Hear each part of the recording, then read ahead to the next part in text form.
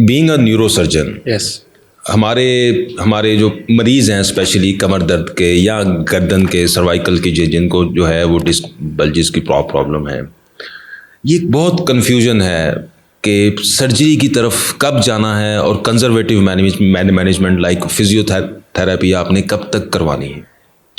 Very good question. एक चीज़ बड़ी important है, यू शुड अंडरस्टैंड, आपको ये समझ होना चाहिए कब ऑपरेट करना है और कब ऑपरेट नहीं करना। सो व्हेनेवर, जब भी पेशेंट को मेरे पास आता है बैक एक के साथ या किसी मसले के साथ, किसी डॉक्टर से एडवाइस किया या नहीं किया, तो मैं क्लिनिकली चेक करता हूँ, सिम्टम चेक करता हूँ क्या सिम्टोमेटिक है, एमआरआई से कोरिलेट करता हूँ क्या एमआरआई से सिम्टम कोरिलेट कर रही हैं, then I ask the history, कब से ये मसला है। और ये देखना ज़रूरी है कि जो कमर के दर्द के साथ आया उसको डिस्क स्लिप का मसला है, मैं उसको एग्जांपल दे रहा हूँ, वो कितनी डिस्क स्लिप हुई है, इतनी ज़्यादा है कि सर्जरी बहुत ज़रूरी है या बहुत कम है।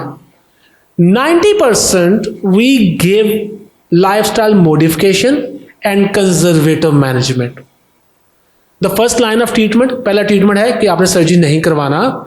अगर वार्निंग साइन नहीं है, बहाने पेशाब की जगह सुन नहीं हो रही, कोई टांग कमज़ोर नहीं हुई, लेकिन सिर्फ अगर दर्द है और डिस्क का बल्ज बहुत थोड़ा है, तो पहला ट्रीटमेंट है अच्छा पेन किलर, पोस्चर चेंज, आपका तरीका उठने बैठने का, lifestyle modification, physiotherapy, swimming.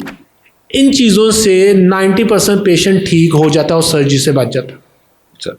Sir लेकिन ये प्रैक्टिस नहीं है। आइए, आप तो एथिकल प्रैक्टिस कर रहे हैं, हमारे यहाँ जो प्रैक्टिस है वो बेसिकली ये है कि आपने पेशेंट आपके पास कमर दर्द का आया, आपने उसको MRI करवाया, MRI के ऊपर माइल्ड डिस्क बल्जेस, अब डिस्क बल्ज नाम आ गया, माइल्ड उसने नहीं पढ़ा, सर्जन को भी इसमें एज मिल गया। एग्रीड।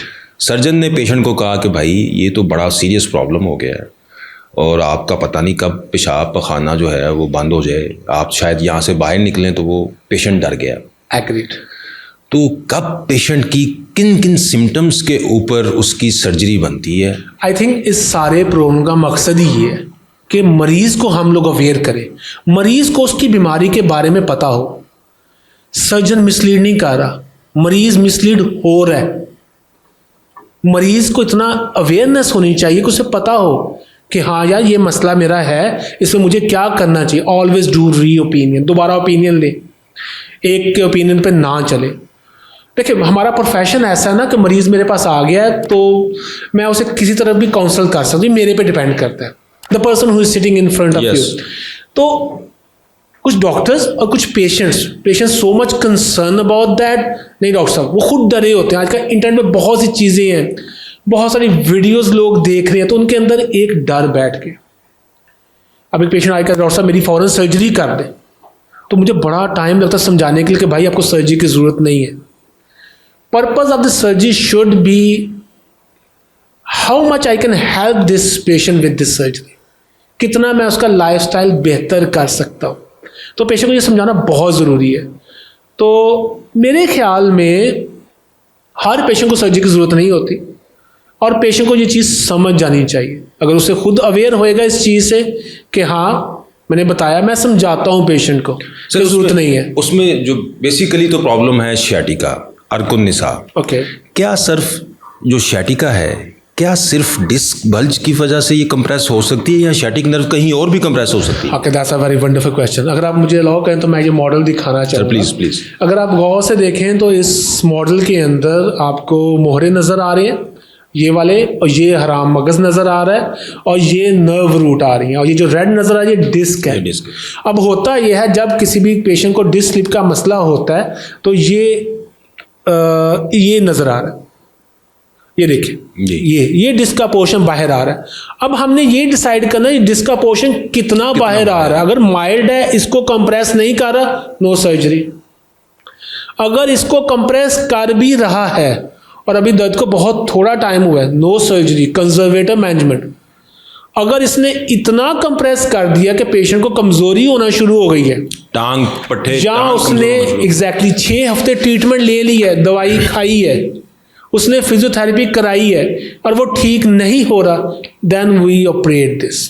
फिर हम इस डिस्क के इस पार्ट को निकाल देते हैं, इस नर्व रूट को फ्री कर देते हैं और पेशेंट अगले दिन चल के घर चला जाता है, पेन फ्री हो जाता सर इसको और भी सिंप्लीफाई है। करें, क्या डिस्क बल्ज बीमारी है?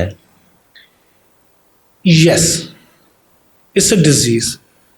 When it is affecting your lifestyle.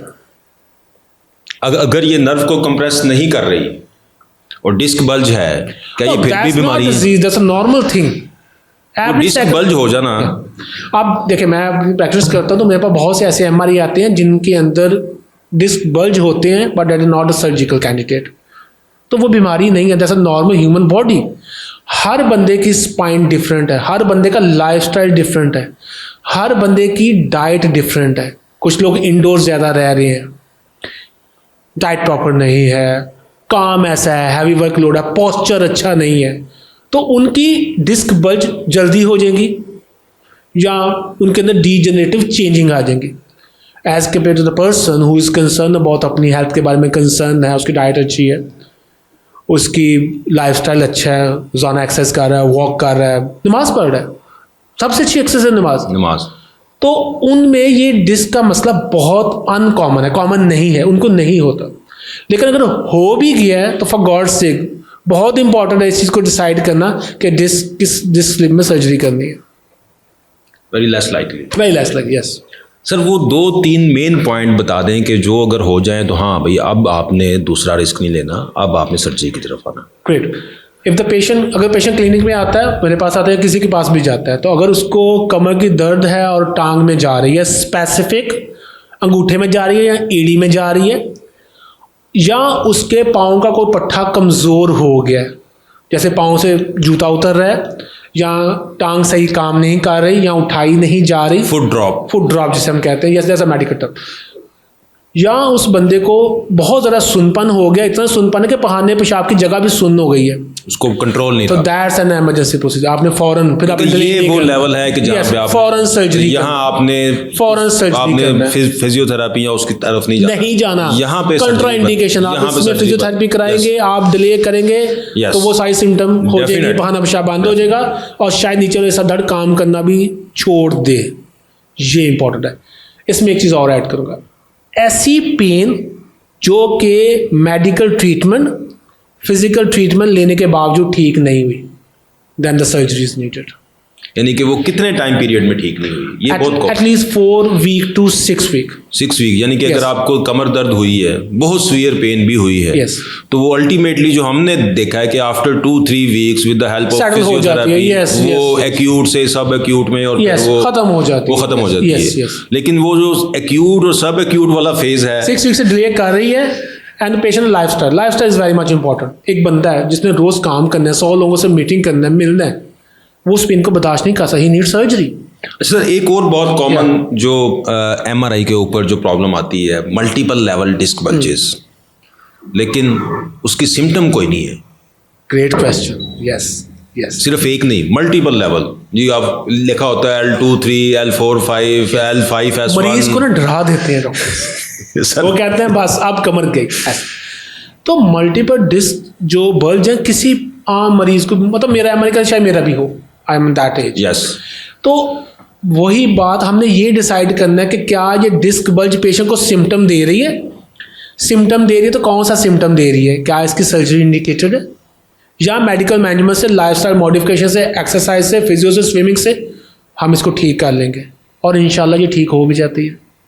Sir what about your opinion regarding, आपने मतलब कि सर्जरी के अलावा आपने ट्रीटमेंट प्लान किए, ये भी हमारे यहाँ एक बहुत इमर्जिंग जो है वो एक, मैं तो इससे एमरजेंसी कह रहा हूँ कि हमारे यहाँ हर बंदा कायरोप्रैक्टर बन गया। Chiropractor, okay. What do you think about कि कायरोप्रैक्टर हमारे यहाँ हैं भी या खुद ही बने हुए हैं? Okay, being a healthcare professional, we all are team. We are interprofessional team that depend upon the patient satisfaction.